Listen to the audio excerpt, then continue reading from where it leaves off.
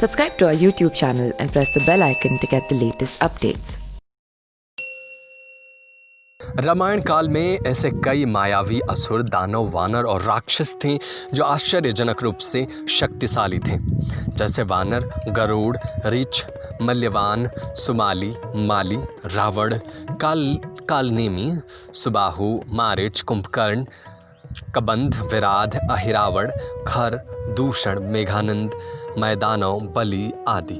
आओ जानते हैं कि कुंभकर्ण की 6 खास बातें क्या थीं। पहला है कुंभकर्ण का परिवार। कुंभकर्ण के दादा पुलस्त्य और दादी का नाम हविर्भुआ था। उसके पिता का नाम विश्वश्रवा था। ऋषि विश्वश्रवा ने ऋषि भारद्वाज के पुत्री इलाविदा से विवाह किया, जिन्होंने कुबेर का जन्म हुआ। विश्वश्रवा की दूसरी पत्नी कैकसी से रावण, कुंभकर्ण, विभीषण और सुपर्णखा पैदा हुई थी। खर, दूषण, कुंभिनी, अहिरावण और कुबेर कुंभकर्ण के सौतेले भाई थे। दूसरा खूबी थी उनकी कुंभकर्ण की पत्नी। कुंभकर्ण की पत्नी वरोचन की कन्या वज्रज्वाला थी।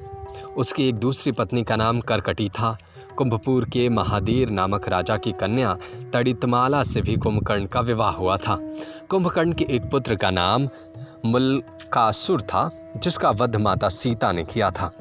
दूसरे का नाम भीम था। कहते हैं कि यह भीम के कारण ही भीमाशंकर नाम ज्योतिर्लिंग की स्थापना हुई थी।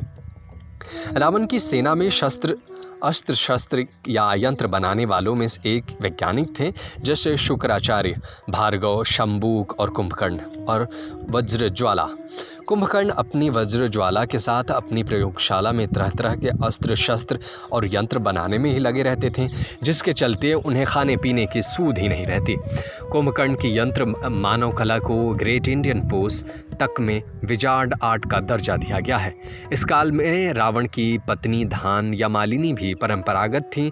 वरदान के पहले एक दिन जागने के दौरान कुंभकर्ण यह कार्य करता था। रावण का भाई कुंभकर्ण 6 महीने बाद एक दिन जगता और भोजन करके फिर से सो जाता, क्योंकि उसे ब्रह्मा जी से इंद्रासन की जगह निद्रासन का वरदान मांग लिया था। इसका शरीर विशालकाय था। कहते हैं कि कुंभकर्ण जन्म लेते ही लोगों को खा गया था, जिसके घबराकर सारी प्रजा इंद्र से मदद मांगने लगी। उसके बाद इंद्र और कुंभकर्ण के बीच युद्ध हुआ था, लेकिन कुंभकर्ण ने इंद्र को हरा दिया था। युद्ध के दौरान किसी तरह से कुंभकर्ण को जगाया गया।